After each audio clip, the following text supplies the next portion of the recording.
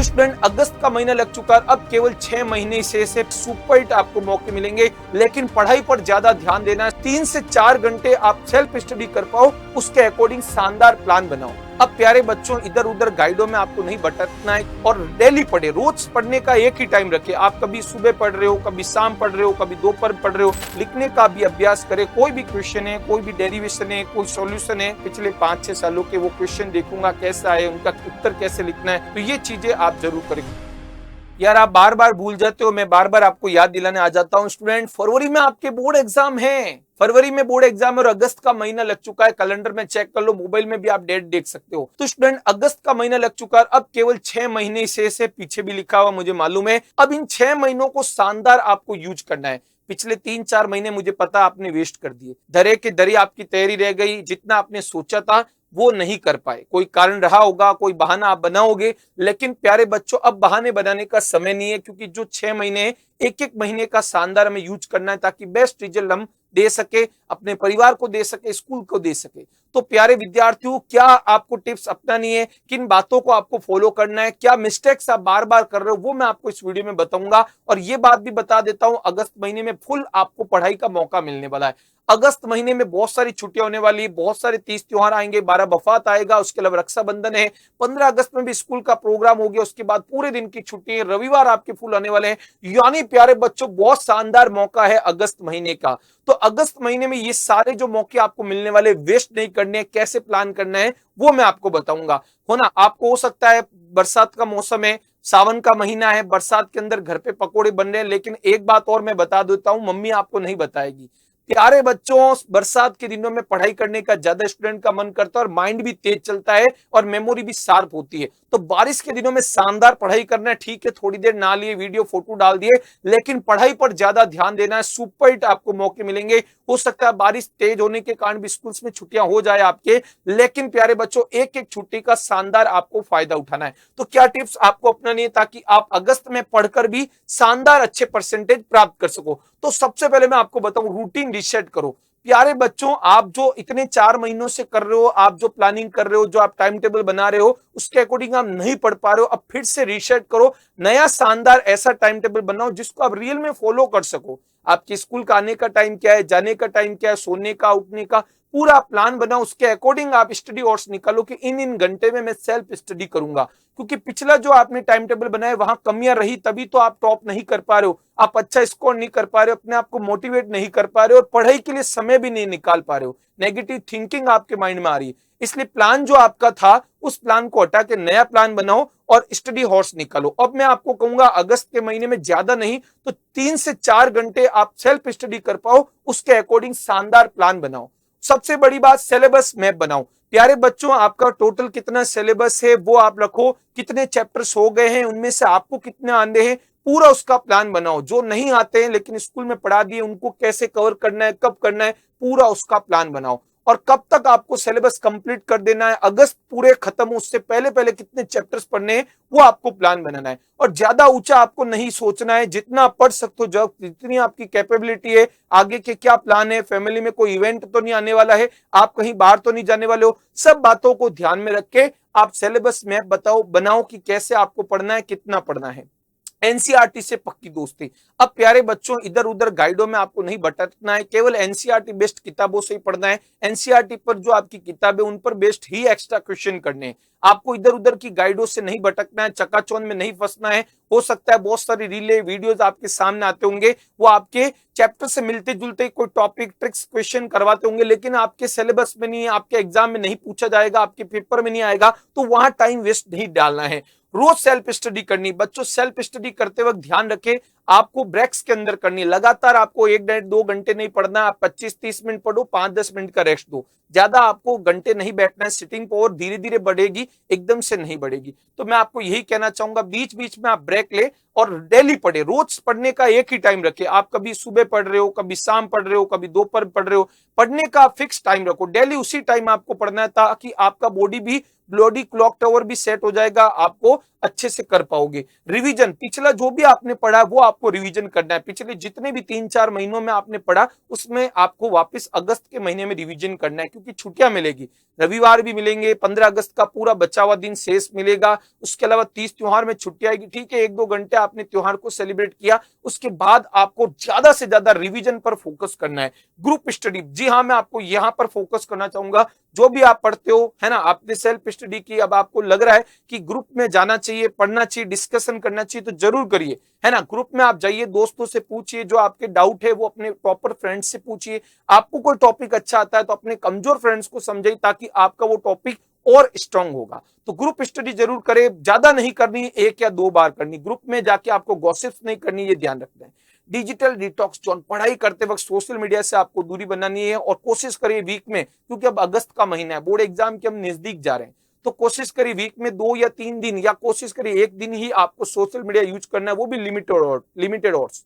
ठीक है, आप पूरे दिन जो है सोशल मीडिया यूज ना करें, अपने मोबाइल को दूर रखें जब आप सेल्फ स्टडी कर रहे हैं। ठीक है, आप मोबाइल से कोई नोट्स वगैरह बना लिए, कोई वीडियो देख लिया, यूज कर लो, कोई बात नहीं, लेकिन आप पूरे दिन जो है अपनी पढ़ाई के बाद बार बार नोटिफिकेशन चेक कर रहे हो, इंस्टाग्राम खोल रहे हो, व्हाट्सएप खोल रहे हो, तो वो आपकी पढ़ाई को, जो मेमोरी, जो आपने चीजें याद करी, उसको प्यारे बच्चों आपके स्टोर नहीं कर पा रहा, वो चीजें धीरे थोड़ी देर बाद ही आपकी मेमोरी से हट रही, रिसेट हो रही है। तो ये चीज विशेष ध्यान रखें। राइटिंग प्रैक्टिस शुरू, बोर्ड एग्जाम के अंदर भी आपको बहुत लिखना है, आपके हाफ ईयरली एग्जाम आएंगे, टर्म एग्जाम, उसमें भी लिखना है, तो लिखने की प्रैक्टिस करिए। बहुत सारे स्टूडेंट कहते हैं मुझे ये आता है, मैं कर लूंगा, मैं ये जान लूंगा, जब एग्जाम आएगा तब देख लूंगा, एग्जाम के अंदर लिख दूंगा, लेकिन वहां पर स्पीड नहीं बन पाती है और टाइम एक्यूरेसी आपकी नहीं बन पाती, तो कब कितना क्या लिखना है। इसलिए मैं आपको कहना चाहूंगा, लिखने का भी अभ्यास करें। कोई भी क्वेश्चन है, कोई भी डेरिवेशन है, कोई सॉल्यूशन है, तो आप जितना लिखने का अभ्यास करोगे, आपकी स्पीड भी बढ़ेगी, कॉन्फिडेंस भी आएगा, और लिख लिख कर अपन पढ़ते हैं तो हमें अच्छे से याद होता है। ये जरूर आप अपनाएं। डाउट का फोल्डर बनाओ, जो भी आपके डाउट आ रहे हैं, आप जो भी पढ़ रहे हो, बार बार छोटे छोटे डाउट लेकर अपने मेंटर टीचर के पास मत जाओ, टॉपर स्टूडेंट के मत जाओ। 5-7 आपके डाउट हो जाते हैं तो अपने टीचर से जरूर पूछे। अनावश्यक आपको डाउट नहीं सोचने, जितना आप हो सकते माइंड पे जोर डालो, आपका डाउट दूर हो जाएगा। लेकिन फिर भी कोई डाउट नहीं आपका दूर हो रहा है तो अपने टीचर से पूछिए, अपने मेंटर से पूछिए, डाउट जो है उसको दूर करो, ताकि आपका सब्जेक्ट स्ट्रांग होगा। क्योंकि उस एक डाउट के कारण आगे आप नहीं पढ़ पाते और बुक बंद करके बैठ जाते हो, यार मुझे तो नहीं आएगा, मुझसे ये नहीं होगा। कोई बात नहीं, ठीक है। उसके अलावा हेल्थ बराबर मार्क्स, आप अपनी हेल्थ को एक्टिवेट रखो। बारिश का मौसम है तो खाने पीने का ध्यान रखो, कितना क्या खाना है, कितनी नींद लेनी, पूरा उस पर विशेष ध्यान दो। तब आप जाके अपने हेल्थ को यदि बेस्ट कर पाओगे, एक्टिवेट रख पाओगे, तब आपका पढ़ाई में भी स्टूडेंट्स मन लगेगा। पीवाईक्यूज एंड टेस्ट का सारा मैं यहाँ पर विशेष फोकस करना चाहूंगा। अब तो आपका लगभग, मैं ज्यादा नहीं कहूंगा, 40-50% सिलेबस स्कूल्स में भी हो गया होगा, तो आप वहां पर ज्यादा से ज्यादा पीवाईक्यूज लगाइए। बोर्ड के पिछले सालों के पेपर डाउनलोड करिए, प्रिंट निकाल के रखिए, कैसे कैसे क्वेश्चन उन चैप्टर से पूछे गए, क्योंकि इस महीने में छुट्टियां भी आपके आएगी। तो छुट्टियों में आप कोशिश करें कि इस दिन में आज इस चैप्टर, इस विषय के जितने भी पीवाईक्यू जो पिछले 5-6 सालों के, वो क्वेश्चन देखूंगा कैसे आए, उनका उत्तर कैसे लिखना है, कितने नंबर का आया है, किस टॉपिक के क्वेश्चन ज्यादा आ रहे हैं, किसके नहीं आ रहे, पूरा एनालिसिस अब आपको करना है प्यारे बच्चों। उसके अलावा टेस्ट जरूर दे, स्कूल में भी आपके टेस्ट होते हैं, देखो first test, second unit test वो तो देते हैं, उसके अलावा भी जो छोटे बड़े टेस्ट होते हैं किसी भी सब्जेक्ट में आप जरूर दे, क्योंकि आप टेस्ट से बचोगे इसका मतलब आप जो है पढ़ने में आतुर नहीं हो। तो आप टेस्ट जरूर देवे। टेस्ट में कहां गड़बड़ हो रही है, कहां नंबर कटे गए हैं, उस पर आप टीचर से डिस्कस करिए, टॉपर स्टूडेंट से, अपने फ्रेंड से डिस्कस करिए, उसने कैसे लिखा, क्या लिखा, क्यों उनको पूरे नंबर मिले, क्यों आपके कटे, है ना। इसमें डिस्कशन करोगे तब तो टेस्ट फायदेमंद है, केवल दे रहे हो उसका कोई मतलब नहीं है।